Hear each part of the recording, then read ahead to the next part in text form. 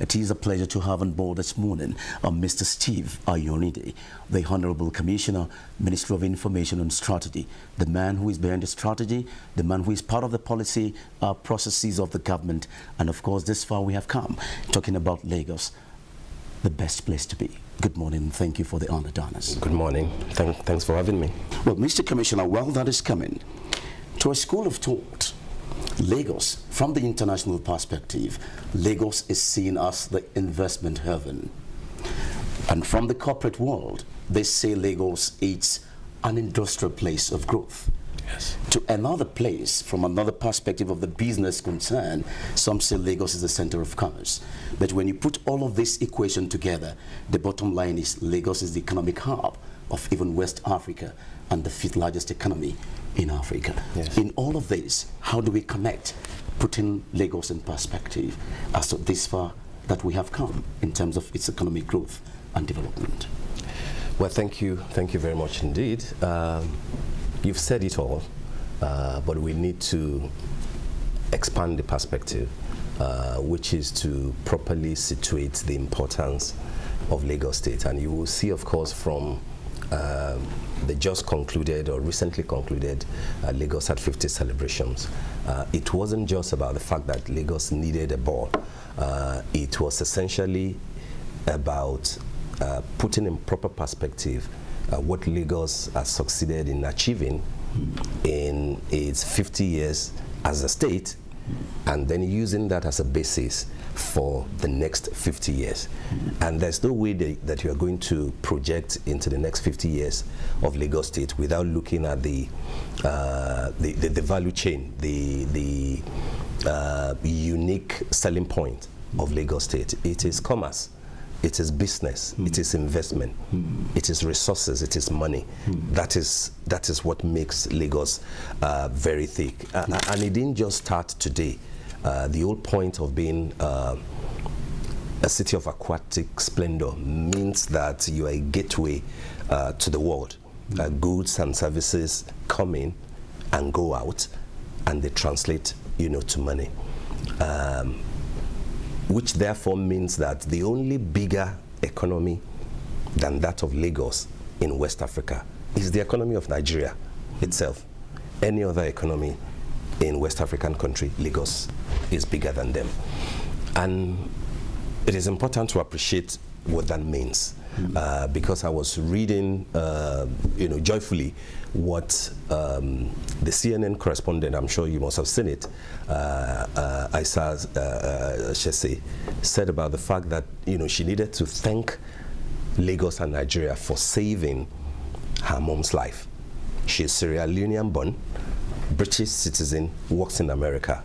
The mom lives in Sierra Leone, got ill, and had to be flown to Lagos, for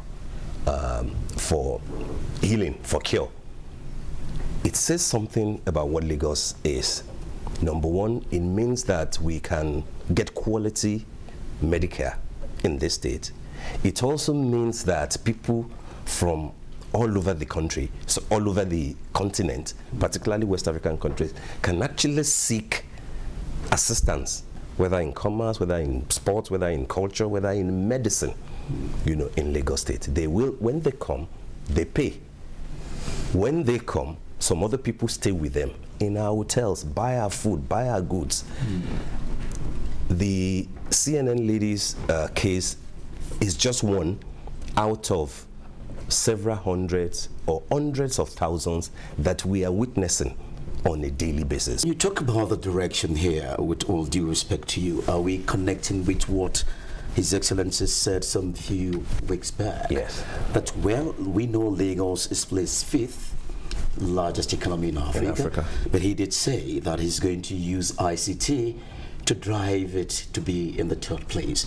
How are we going into that direction? How far have we gone in the perspective of that vision? Okay, two ways to answer that. One, in using ICT or technology to drive a city, basically what His Excellency was saying is that there's no question about the fact that Lagos is a mega city. Now people need to understand that the concept of mega city is not necessarily something fanciful, because people tend to throw, that word around, kind of carelessly. It's about head count, which Lagos has got. By United Nations standard, once you are 12 to 15 million people in a state or a city, you're a mega city, frankly speaking, because you really can't have that huge number and not drive a certain level of business and enterprise. So Lagos is a mega city, without a doubt, like Cairo is, like Joburg.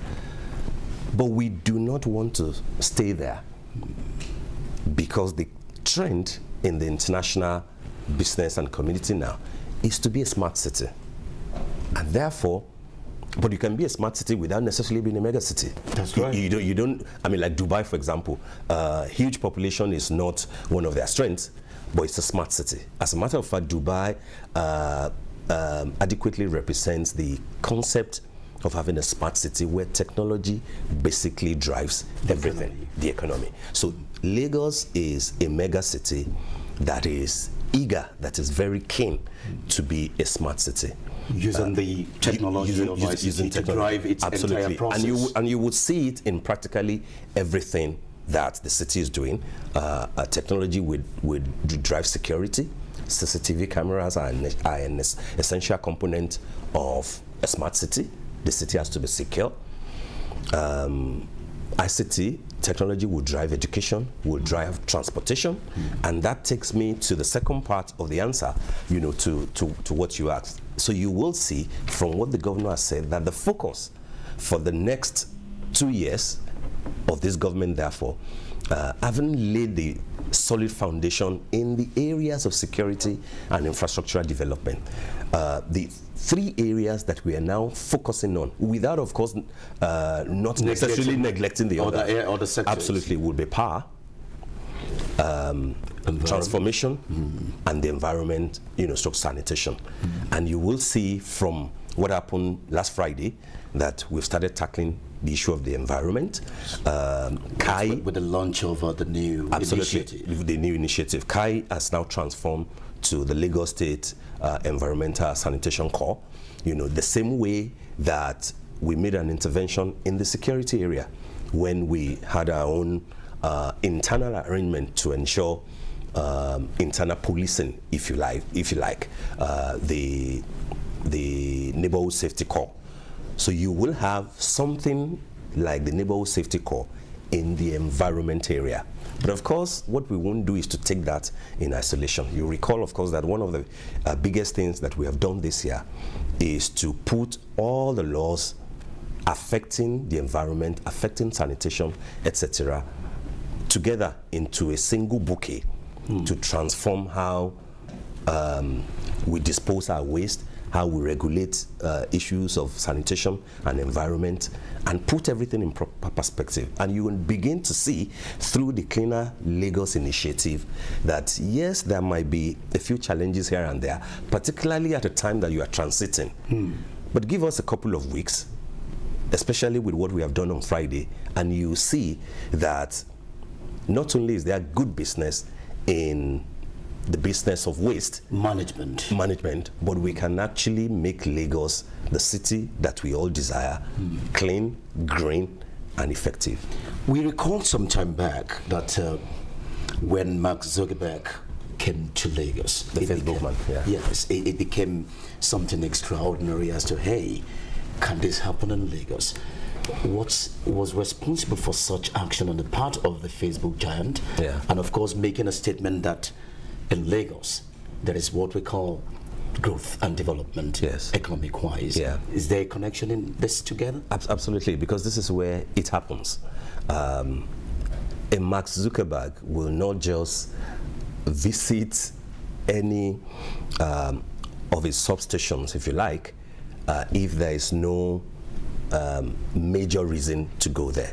And Lagos happens to be one of the, if you like, important, and I dare say, most lucrative outpost for Facebook. Without a doubt, the largest number of Facebook users in Africa is in Lagos, is in Nigeria. That translates into something. into relevance, into money, into outreach. It speaks volume, that the largest concentration of black people anywhere in the world for a city is in Lagos. As it is for a country, it is, in Nigeria. And therefore, in choosing to come to Lagos, Mark was basically validating the point that is where the market is. Well, if you're just tuning in, it's just business and nothing more. And our guest today is the Honorable Commissioner for Information and Strategy in Lagos State, Mr. Steve Ayorinde. Together, we're taking a look at Lagos, its economic growth, and of course, development issues in perspective. From humble mate, Mr. Honorable Commissioner, he said, Lagos is a beautiful city and a lot is happening. How does it connect with what we're talking about? It's stating the very obvious. And finally, you had him there after 2 or 3 attempts. I think what Dumbo Smith has done really is to show visually that Lagos is not just about commerce, it's not just about business, it's not just about money. This is also a place that people can visit. This is also a place that is beautiful, that is a tourist heaven, because it is important to underline, that feature of the state. When people come here, a lot of people think that because Lagos is a commercial capital, is a business city, those who are coming from outside are basically coming to transact business. Not all. It's not only that. People come here because they just want to chill, they want to relax, and this is the area where it is important to expand our knowledge base and educate people. Lagos is not limited to the island and the mainland.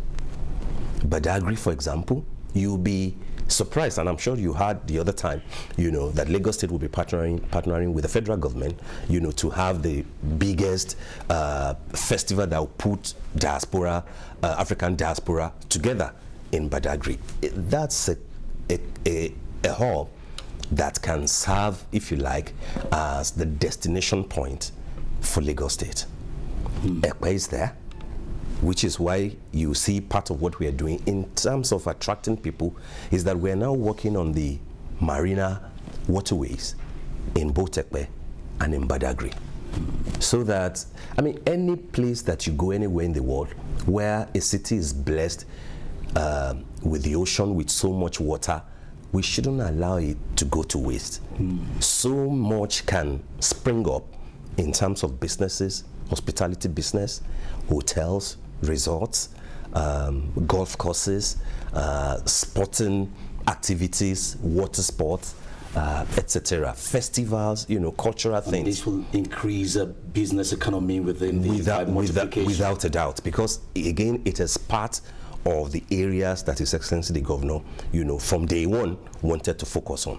So when we have people like Ombu Smith saying that an Okoro man comes from somewhere, he sees much more than business opportunities. He sees that, here is beautiful. Coming from Ojodu Ambode, formerly known as Ojodu Baga, you see from entry point that that you are entering into a different space. Now, we also have from the records, and I'm quoting these precisely, given all the statistics put in place by this international firm, that Lagos is rated as one of the most expensive cities in the world, and it's placed 29th, while Abuja is placed at position 59. In all of this, what is this translating to, and does it also connect with the vision of driving a new Lagos to the top place of African economy? Well, we need to be slightly careful with rankings, because frankly, many of them do not, they don't do more than just give you an idea, list a few countries. But it is gratifying that in any of such rankings, whether livability, ranking, safety, etc., or the most expensive cities in the world, you will always find Lagos, because that says something is in reckoning. You know, any issue that you are discussing internationally. And of course, you know that all this information, you know, is sourced based on experience, references, people traveling to such thing. And therefore, if Lagos is ranked as the 29th most expensive, that's the figure, city in the world, it simply says that there is the purchasing power in the city, in the state, is high. How do you judge that? You judge it by how much do people pay, you know, taking Uber from point A to B. What is the volume of the business of people using Uber compared to say other cities or other states? What is the average cost of getting a very good hotel space in Lagos State? What is the property value? And I know for a fact that Lagos ranks with, I think Switzerland is probably the most expensive. You know, Switzerland, exactly. So so when you're discussing property market in Lagos State, you'll be thinking in terms of Geneva, you'll be thinking in terms of Zurich, in terms of New York, in terms of London, etc. International rating. Absolutely. And the beauty of that sort of ranking is that you don't look at it from how expensive, you're looking at it in terms of how many people are benefiting. Now let's look at the policy of the state government, because to some school of thought, they have the view perhaps maybe this policy is what is really driving Lagos with a visionary vision of the leadership of the government in terms of His Excellency Mr. Akinwumi Ambode. Let's look at the aspect of first. Let's take the aspect of this Office of Overseas Affairs and Lagos Global. How has that helped? Yes. And in what way is that helping? And how can one really take advantage of that platform to really connect with the business opportunities and growth in Lagos State? Fantastic. Lagos Global, the Office of the Overseas Affairs and Investment, which of course came with the Ambode administration, is working perfectly well. And essentially, the whole idea is to say that as an investment destination, as a business hub, you need to make the ease of doing business paramount, one, in the state. You know, of course, that we can't deal with the issues that, say, a foreign affairs ministry or the investment council of the federal government in Abuja, the issues that they are dealing with in terms of visas, you know, and in terms of permits. But we can deal with other things that will make doing business in Lagos, visiting Lagos, land permit, issues of tax, a lot easier by having just one, if you like, a one-stop shop office that, rather than, say, for example, an investor is bringing, say, hundreds of millions of dollars or $1 billion, is interested in a particular business and he wants to invest his money. Make it a lot easier for that person, right from his research, trying to research everything about Lagos or about Nigeria. Make it a lot easier for him. Simple email, respond, and then he visits Lagos. It shouldn't be the investor that will go to the tax office, that will go to the land office. He's got the money that he wants to invest, and therefore there should be an office, which is what we have done. That will synergize. That will synergize and make it a lot simpler for him, so that it can therefore be a reference point to others who want to come here. So what Lagos Global is doing, and which is doing perfectly well, is to harmonize all the processes, attract investment, set Lagos to the world as an investment destination, work with Ministry of Information, work with Tourism Ministry to say that there are opportunities that you can tap into. And once you have, you know, elected to be here, will make it a lot simpler for you. And I think that is what, again, is driving. And it has to be so, because statistically, 90.1% in 2016 of all the investment that came into Nigeria came here to Lagos State. And therefore, you won't, it won't be fair on those investors to take them elsewhere in dealing with the basics that they need to do. You need an office that will harmonize everything that they need, because everybody, out of 10, 9 investors that are coming to Nigeria are coming to Lagos. Okay, this feature may possibly give us a clue again to all we're saying. But so when the good news came, we know Lagos is blessed with the sea, and the ports are there for us to be proud of. Yeah. But recently, we got the approval of Mr. Acting President that the Minister of Works should let go of the construction of the airport road, Lagos International Airport, by the state government to take up that job. Yes. What is this what is this implying? When that comes into effect? One of the biggest news for Lagos State, for the year, and of course, which also underscores the good relationship between Lagos State and the federal. Of course, that until 2 years ago, when Lagos State finally aligned with the federal, being on the same political platform, it has always been a struggle for Lagos to get so many things done because of the ruling party at the federal, was not always very disposed. But now we're happy that it is the same party.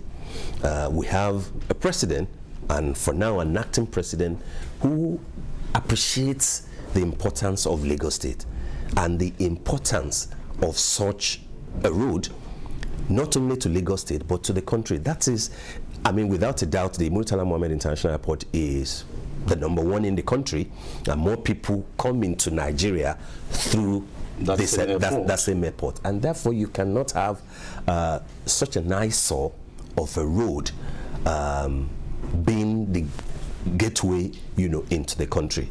And Lagos State basically said, let us fix this road for you, because it helps us. It is in Lagos anyway, but it also helps the image of the country. So we're happy that finally the acting president, has approved it. We're getting to work almost immediately. We have officially released to the public the design, and people can't wait to see how Oshodi first will transform, and that there is a lot going on in a lot Oshodi. Of business activities going on. There is a major bus terminal coming up, a shopping mall is coming up, and therefore the whole idea is to say that let's have a smooth ride from the airport to a major terminal like Oshodi. If people need to stop and shop around that place, let us transform it so that Oshodi will no longer wear that toga of brigandage, eyesore and everything. I think that that's the point of what we're trying to do. Well, before we let you off the hook, Mr. Commissioner, sir, we know one aspect that Lagos has also used to drive its economy and growth is the aspect of arts and entertainment, using tourism and hospitality to drive that sector. Yes. Is anything more coming up from that aspect of the policy thrust of the state government in that regard? Yes, quite a lot, but that the government is an enabler. And what we have demonstrated in 2 years is to say that we can drive the economy of this state through what we call Project This. Transport, tourism, hospitality, entertainment, and sport. That is what government has succeeded in establishing. Now we're looking at investors coming into that sector. I mentioned to you what we are doing in the Ekpe and the Badagry Marina. Again, it is telling investors that there are opportunities here. Come, let us work together. Let us engage you, so that things can transform. In 2 years, we have had 2 successful editions of Lagos Marathon. In 2 years, we have Barcelona having a sports academy in Lagos, the first of its type outside of Europe and Dubai, where they have, academy. It means that we have succeeded in saying that you can do good business here. It is the same message that we are sending to those who are interested in the tourism sector, in the arts sector, opportunities to build more convention centers, opportunities to build more cinemas, more studios. There's an entertainment village that will soon spring up in Ekpe, for example. So we've succeeded to say that if your desire is that will there be patronage, the head count clearly shows that people will come.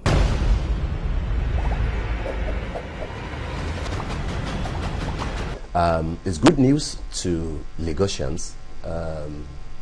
Lagos State will generate 3,000 megawatts of electricity between now and the next 5 to 6 years.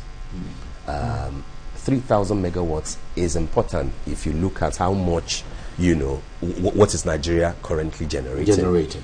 Yes, the issue of power is a federal responsibility, but again, this speaks to the alignment between Lagos and the federal at this point. And therefore, we're engaging the federal government, we're speaking with the regulators, and we're saying that Lagos State is able to work with the discos that are in Lagos, and you know, of course, that the Eko and the Ikeja discos are the biggest in the country. They take about 27% of the entire thing that Nigeria, generates.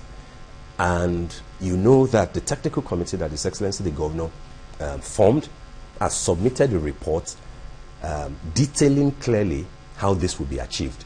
And we're saying that between the first and the second quarter of next year, because we have succeeded in identifying 6 clusters where power can be generated, gas is secured, power can be generated and evacuated and distributed to specific homes and industrial locations in Lagos State.